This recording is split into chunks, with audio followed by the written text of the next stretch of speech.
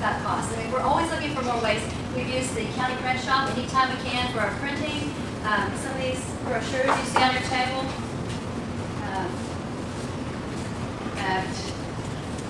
This one was printed in the county print shop and cut our costs down like a third of what we used to pay for voting by mail.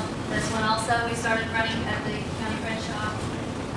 This one we still haven't. We're going to try this one next time, but they've given us a pretty good cost because we have used this company for a long time. So, but just so you know what's on your table, the voter guide here has some step-by-step information on the voting system. If you haven't seen it at the polls, if you've been voting by mail, you want to see what the system looks like.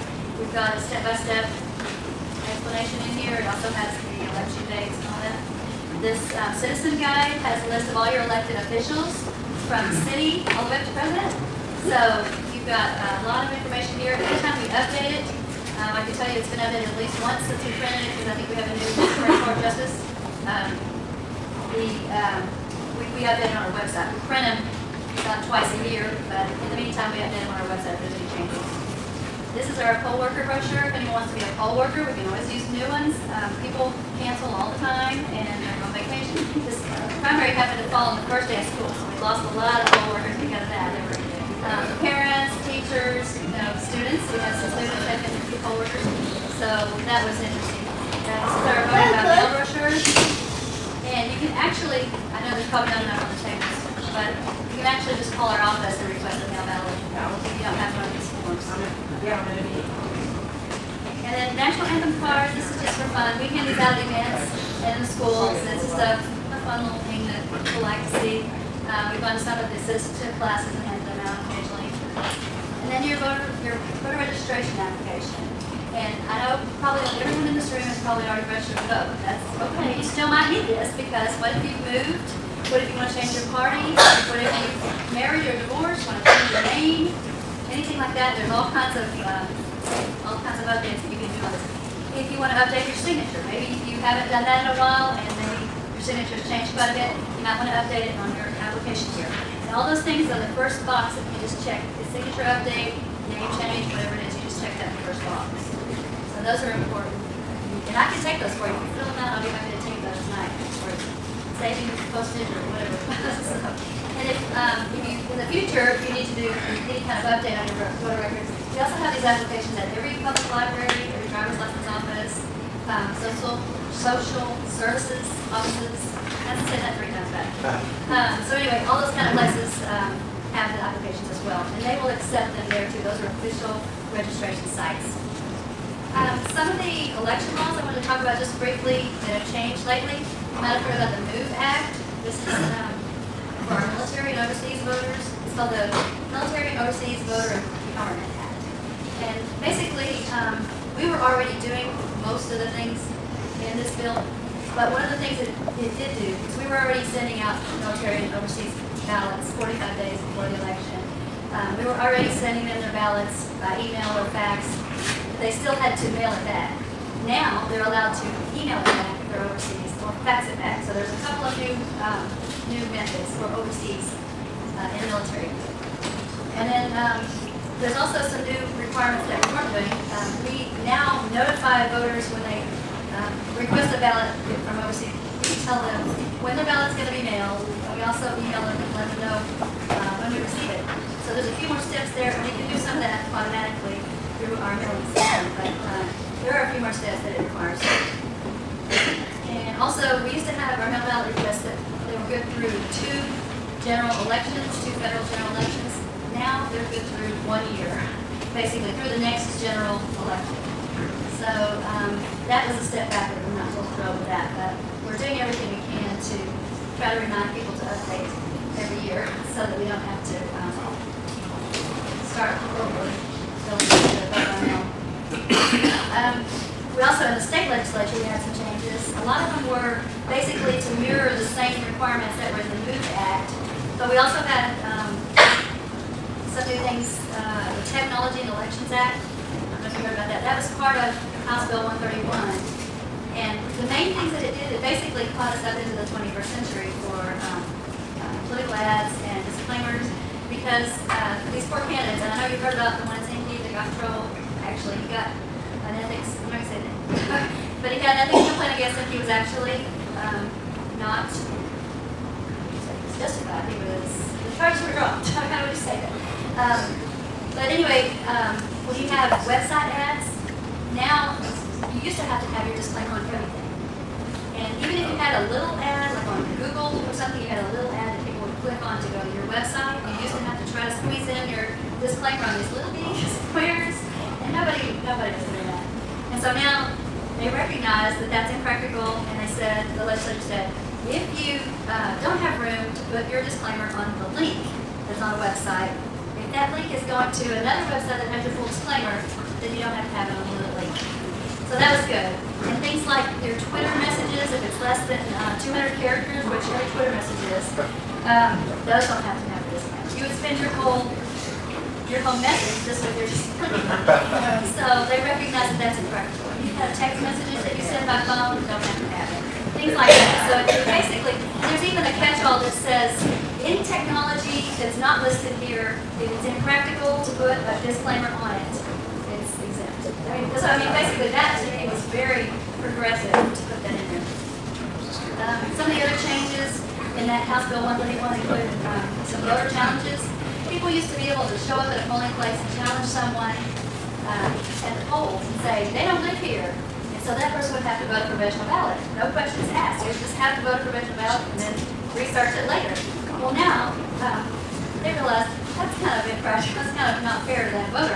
So what you do now, if someone challenges them, they have the opportunity to show what their address is. If they have proof of their address, if it's not that polling place, they can actually just go to the other polling place, change their address on their application, like your registration application, and vote a regular ballot in their new polling place. So it does save a lot of provisional ballots and keeps people from being hassled for they're not doing anything intentionally wrong. So I thought that was a good one. And then, let's see, those are the things. There's a lot dealing with electioneering communication organizations.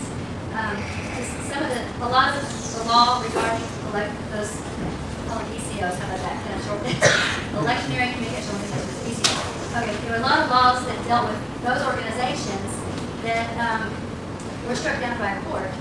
And so, what this law does is it puts everything back in the law that wasn't struck down by the court. In a nutshell, that's basically what it is. And the main thing that they were striking were groups that were promoting an issue. So if you're promoting a candidate, all that is still back in the law. It's you kind of, like if you're saying, support this candidate, but you're not saying, but you're not involved with them, then that would be an electioneering communication organization instead of an issue. As long as you're not talking about an issue, it's kind of complicated. Let's move on. Sounds interesting. It's complicated. We have an explanation of it on the website. We do have an explanation. That's a little bit easier. But if you're really interested, you can take it out there. Okay. I want to tell you a little bit about the ballot coming up in November. I guess you know we have our state senate race on there. We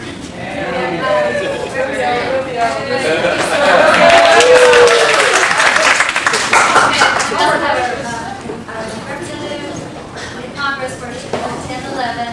We have the governor, lieutenant governor, of course, attorney general, basically the whole cabinet, the chief financial officer, and the commissioner of agriculture. And then we have state senate district 16. We have state representative district 48, 50, 51, 52, 53, 54, and 55. I don't know if you've heard that District 45 was taken off the ballot because the writing candidate did. So that's another interesting little thing I'll talk about. In District 45, so Richard Corcoran was declared the winner because the write-off candidate, write-in candidate that he was supposed to face the general election. The County Commissioner District 2 at large race will also be on the ballot, and County Commissioner District 4 single member. We have a bunch of nonpartisan races. We have the Florida Supreme Court and District Court of Appeals. Those are retention races, and basically just say, shall Justice so-and-so be retained on the Florida Supreme Court? Yes, no. Look at them there. So that's basically what they'll say. And then we also have a circuit judge runoff with District 18 and 27. We have one of our candidates in the room. And then we have a school board member, District 7 single member, runoff too. That's Lou Williams and Jackson, and St. Pete. And then we have a lot of fire districts, so we have some East Lake and Lillman Fire District races on the ballot. But I want to talk about the write-in for just a minute. We have a write-in candidate. First of all, a lot of these federal and state races have write-in candidates, and they will not be listed on the ballot. That's by state law. But there'll be a space there that says write-in. It'll say write-in. So if there's a write-in candidate that you're supporting, you have to write that person's name in, and you have to fill in the oval next to the name. Otherwise, the scanner won't know that there's a name written in that space. So you have to fill in the oval if you ever vote for a write-in candidate. We do list the write-in candidates on our website.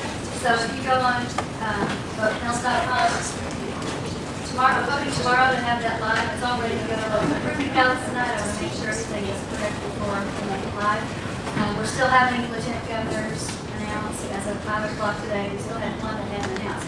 So that's not final, but tomorrow it should be just about ready. So if you want to look at the names of the write-in candidates, you can find them there. But basically, if there's a primary race and all the candidates are in the same party, except for there's a write-in candidate, then you still have to have a closed primary because the write-in is considered another party. And so that would have to go to the general election.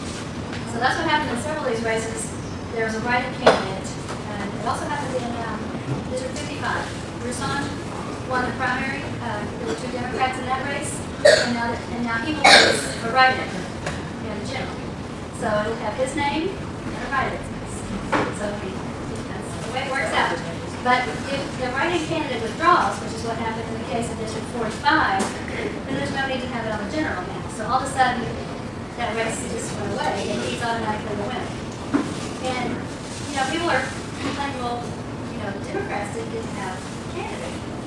The Democrats didn't get to vote in that race. And my husband, wise one that he is, he goes, well, they could have put a candidate in the primary, or they could have put a candidate in for the general. So, to me, if you don't put a candidate in, and the same thing for the District 55, the Republicans did not put a candidate in for District 55. So, what can you say when that happens? Well, they had a chance. Both parties had a chance, and this is how the chips fell. So, it's the law, and at some point they may close that write-in loophole. But right now, every time it comes up in the legislature, they vote it down. So, if somebody wants it, they're the ones that are running, and they're the ones that are voting on the laws. So, don't draw your own conclusions. Okay, this year we still have obviously the general election. In 2011, we have 3 elections coming up. We'll have our municipal elections March 8th, and then we'll have a municipal primary August 30th and a municipal general November 8th. So even when you think not much is going on in an odd number year, we still have 3 major elections to conduct and process. So it's busy every year. People used to say, "Oh, you work for the elections." It's busy for a couple of days a year, and then you just slide the rest of your life. I can't think of a time when we've had a slow time. I keep thinking, I'm going to do this website cleanup stuff when I get some free time. I haven't had it, and I don't know how many months, so it's just crazy. But speaking of the website, we do have a lot of good information there. Anytime there's an election coming up, we'll have the ballot information, the precinct polling list. We'll also have my voter registration application is always there. You can request a mail ballot on the website. You can check your ballot status. Links to the candidates. Links to the candidates, that's right. When you look on under current elections, that's where we'll list the general election, and we'll have a link where you can look at all the candidates. And hopefully starting tomorrow, we'll be able to do that. We also have, once we start mailing the ballots for that election, we'll have daily mail ballot updates. So I know the candidates are interested to know how many ballots did you mail this week. And they can look on there and see, almost 1,000 a day this week. It was a busy week, after our initial mailing. The initial mailing takes about 7 days to get out. So this last election, we started on Monday and we finished the following Tuesday, a week later. So that's what happened. We have 225,000